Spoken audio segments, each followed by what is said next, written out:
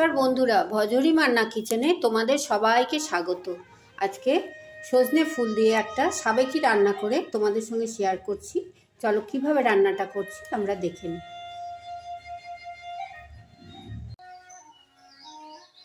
সজনে ফুলের একটা সাবেকি রান্না করার জন্য আমি এখানে একটু সজনে ফুলকে ভালো করে বেছে ধুয়ে রেখেছি। একটু আলুতে নুন হলুদ মাখিয়ে রেখেছি। কুমড়ো দেব, পেঁয়াজ, কাঁচা লঙ্কা, বেগুন। আর এখানে একটা ছোট্ট মিক্সিং জার নিয়েছি, তার মধ্যে আমি একটু কালো সাদা সর্ষে আর একটু রসুন আর কাঁচা লঙ্কা দিয়ে আমি এটা এবার বেটে নেব। চলো এই সাবেকি রান্নাটা আমরা শুরু করি। এটা সবাই জানি আমরা রান্নাটা, তাও আমি কিভাবে করছি চলো তোমাদের সঙ্গে শেয়ার করছি। সর্ষের সঙ্গে রসুন কাঁচা লঙ্কাটাকে আমি বেটে নিলাম।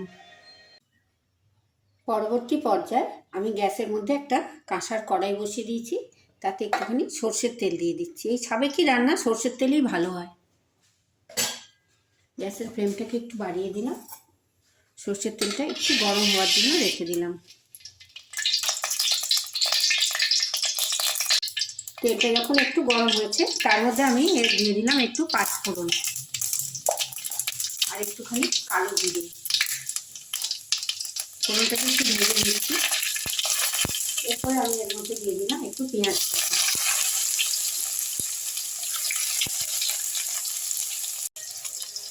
পেঁয়াজটা একটু ভাজা ভাজা হয়েছে ফোড়নের সঙ্গে। এই পর্যায়ে আমি দিয়ে দিচ্ছি কেটে রাখা আলু।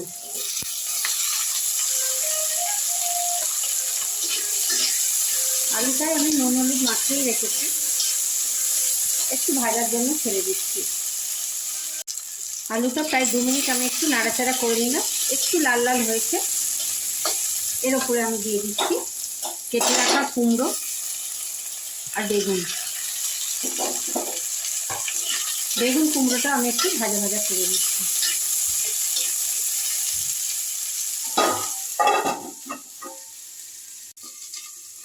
আরও 2 মিনিট আমি কুমড়ো আর বেগুন দিলাম, দিয়ে ভাজা ভাজা করলাম। কুমড়ো বেগুনটা খুব নরম সবজি, তাই বেশিক্ষণ আর ভাজলাম না। এরপর আমি এর মধ্যে দিয়ে দিলাম সর্ষে বাটা। এই সর্ষেটা আমি রসুন দিয়ে কাঁচা লঙ্কা দিয়ে বেটে রেখেছিলাম, সর্ষেটা দিয়ে দিলাম এর মধ্যে, দিয়ে একটু নাড়াচাড়া করে নিলাম। এটা পুরোনো দিনের রান্না, একটা হারিয়ে যাওয়া রান্না। অনেকে আমরা সজনে ফুলের বড়া করি, কেউ ভর্তা করি। আমি একটু এইভাবে সবজি রান্না করে তোমাদের সঙ্গে শেয়ার করছি। সর্ষেটা বেশি ভাজবো না, তাহলে তেতো হয়ে যাবে। এই পর্যায়ে আমি এই যে সজনে ফুলটাকে ভালো করে বেছে ধুয়ে রেখেছি, এটাকে আমি কড়াইয়ের মধ্যে দিয়ে দিলাম। এই সময় গাছে গাছে আমের মুকুল হয় আর ডালে ডালে সজনের ফুল হয়।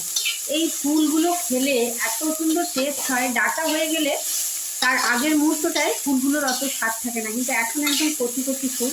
দেখো ফুলটাকেও আমি ভেজে নিলাম সবজি আর সর্ষে বাটার সঙ্গে। একটু ভাজা ভাজা হতে ছেড়ে দিচ্ছি। সজনে ফুলটা আমি সবজি আর সর্ষে বাটার সঙ্গে একটু ভাজা ভাজা করে নিলাম। একটা অনবদ্য গন্ধ আসছে।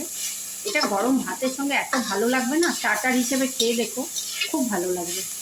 হয়ে গেল আমার ভাজাটা সবজি দিয়ে সজনে ফুল।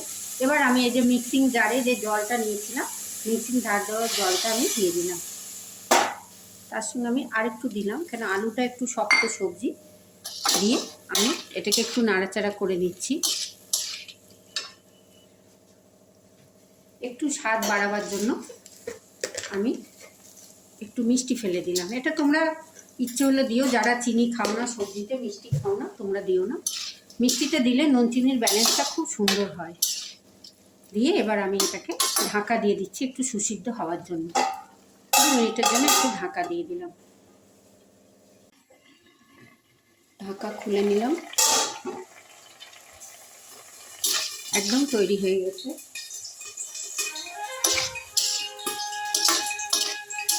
এই অবস্থায় আমি একটুখানি হিং দিয়ে দিচ্ছি। যে কোনো নিরামিষ সবজিতে একটু হিং দিলে খেতে খুব ভালো লাগে। একটু হিং দিয়ে দিলাম।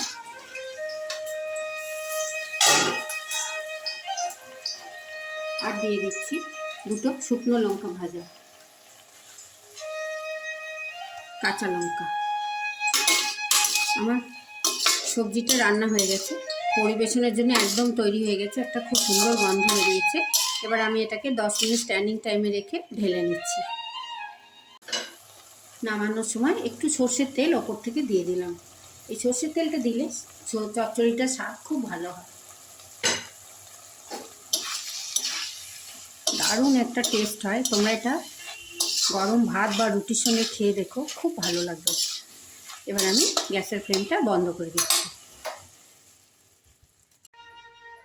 তৈরি হয়ে গেল একটা সজনে ফুলের সাবেকি তরকারি।